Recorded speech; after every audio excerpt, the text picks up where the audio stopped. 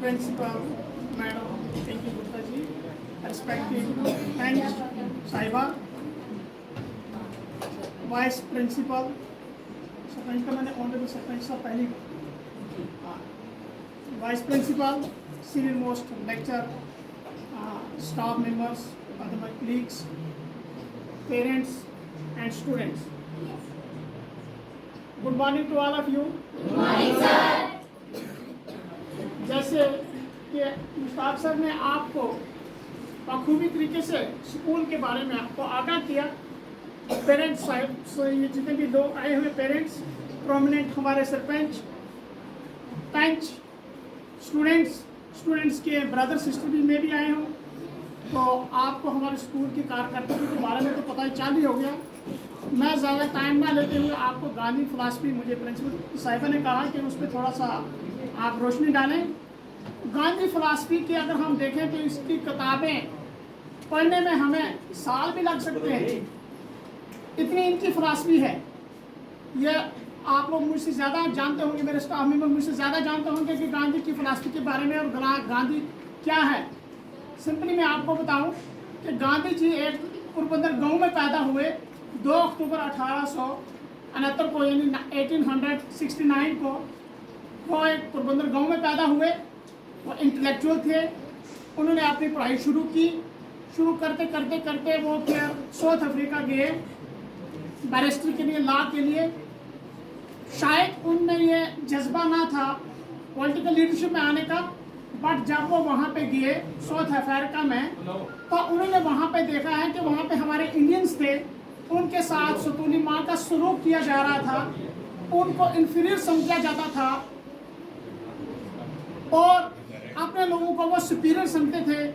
तो उनके दिलो दिमाग में ये बलबला पैदा हुआ, ये जोश पैदा हुआ कि मैं जो है पॉलिटिकल में आके अपने इंडियंस को, अपने हिंदुस्तान को इस गुलामी से छुटकारा दिलाऊं। ये मैं अहद उसने अपने दिलो दिमाग में कर लिया और उसने ये ठान ली कि मैं तब तक चैन की नींद नहीं सोऊंगा जब तक कि मैं अपने हिंदुस्तान को इस गुलामी से आज़ाद न करवाऊंगा। साउथ अफ्रीका में क्या होता था कि जो वो लोग थे इंडियंस के, उनको पानी नहीं भरने देते थे।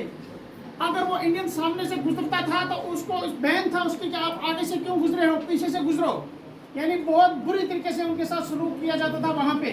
तो गांधी जी 1893 से लेकर 1914 तक वहाँ पे रहे और पढ़ने के साथ साथ उन्होंने ये ठान ली कि मैं हिंदुस्तान में जहाँ का स्ट्रगल शुरू करूँगा ताकि हिंदुस्तान को इन जो कॉलोनियल गवर्नमेंट थी इससे आज़ाद कराऊँगा।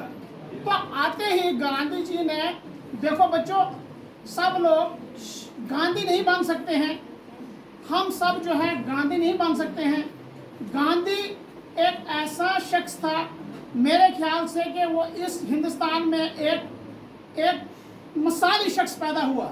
शायद ही उन जैसा कोई इसके बाद भी पैदा हो, लेकिन उन्होंने ऐसा काम किया जो हम जिन कामों की वजह से हम आज भी 2022 में हम उनको याद कर रहे हैं और उनकी फिलासफी को मद्देनजर रख के हम आगे चल रहे हैं। उन्होंने, मैं खासकर बच्चों से ये रिक्वेस्ट करता हूँ कि वो भी उसकी फिलासफी पे अगर चलेंगे तो वो गांधी ना अगर बन सके तो उससे कम भी नहीं होंगे, क्योंकि उनकी फिलासफी को मद्देनजर रख के उन्होंने सिर्फ 2 चीज़ ठान ली, एक ट्रूथ एंड नॉन वायलेंस। पहला उन्होंने किया कि अगर मैंने स्ट्रगल करनी है तो मैंने सच्चाई तरीके से, दिलो दिमाग से, सच्चाई से मैंने स्ट्रगल करनी है और नॉन वायलेंस, दंगा फसाद से नहीं। दंगा फसाद से मैं अपने हिंदुस्तान को जो है आज़ाद नहीं करूँगा। उसने स्ट्रगल की, उसको बहुत सी रिस्ट्रिक्शंस आई, उसने कई बार जेल दिए।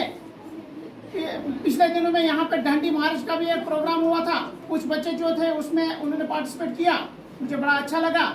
उन्होंने, गांधी जी ने कि कैसे मुसीबत, किसी भी परेशानी को सहते हुए उन्होंने जो है हमारे हिंदुस्तान को आज़ादी दिलाई।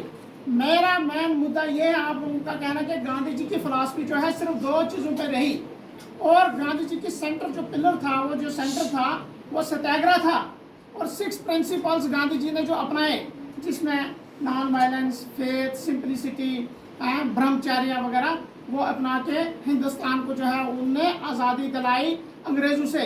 और उसके बाद जो है हम शान और शौकत के साथ हम रह रहे हैं हिंदुस्तान में। हम अपने हिंदुस्तान में गुलाम बने हुए थे, अपने घर में गुलाम बने हुए थे। ये सब देन जो है गांधी जी की बदौलत हमें मिली है। मैं ज़्यादा ना कुछ कहते हुए इसी पे फॉर करता हूँ। Thank you.